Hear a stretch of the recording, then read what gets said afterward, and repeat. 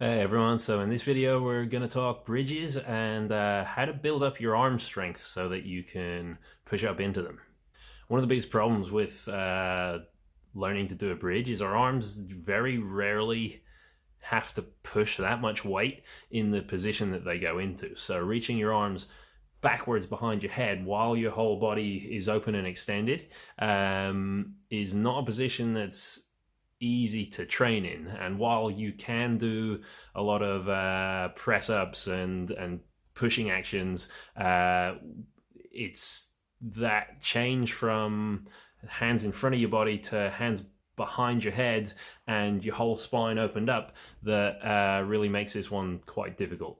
So it's just going to be a quick exercise to show you how you can start progressing that. It's quite simple to do. It doesn't require very much equipment. You're going to need a wall and a chair, so you should be able to do this one at home if you need to. And so these are the steps. First up, you're going to want to get your back nice and flat against the wall. And have your head resting against the wall as well. And just to make sure, so some of the times it's not even the strength that's the issue, it's actually just the shoulder mobility or shoulder flexibility.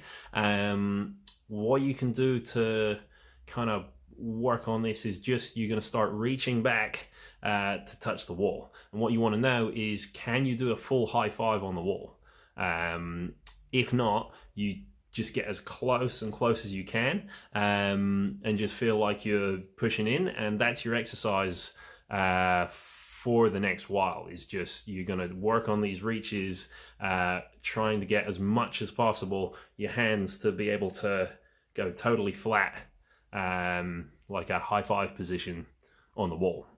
Another obstacle to this can also be the elbow position when you're doing this. So next up, if you can get, once you can get your hands flat to the wall, you really want to try and bring your elbows as far in as you possibly can, and you can work this one again for an easy exercise to train this.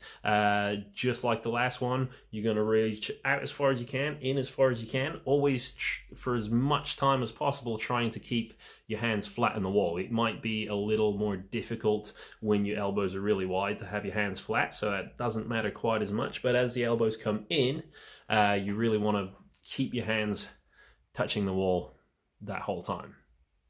Okay, so the next step, again, just to keep things simple, we're just going to jump straight into actually trying to do the bridge. But what we want to avoid is having any weight on our hands. We want to have the minimum amount of weight.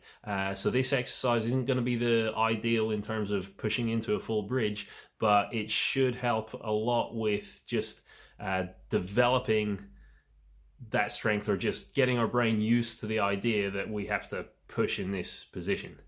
So I'm going to, again, have my back against the wall flat. I'm going to bring both of my arms up into the flat position as they were before. And now we're just going to try almost like a glute bridge, the sort of bridges you see in Pilates. I'm going to roll vertebra by vertebra from my pelvis all the way up till it's just the bottom of my neck touching the wall. Then I'm going to see if I can get any force at all from my hands and just see, can I push my head to come off the wall? It's in this position, it's going to be really hard to get very far at all, so don't worry about that. But the good thing about it is you can kind of cheat a little, because right now I've still got my feet quite close to the wall. I'm just going to let my hips lean forwards a little bit, so actually my arms shouldn't really have too much weight at all. The only thing they're fighting against is just the discomfort of that position. And then basically this exercise just repeats like that in the same way, lower and lower and lower. So I'm gonna sit a little bit lower down the wall.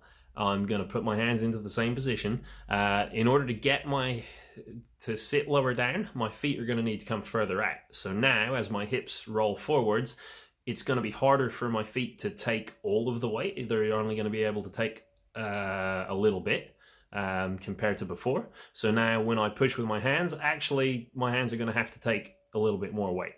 The good thing about, as we get a bit lower and lower in this position, it actually becomes slightly easier to straighten your arms. And you're just going to try some reps in and out, in and out, in and out, to try and make that feel a little bit easier.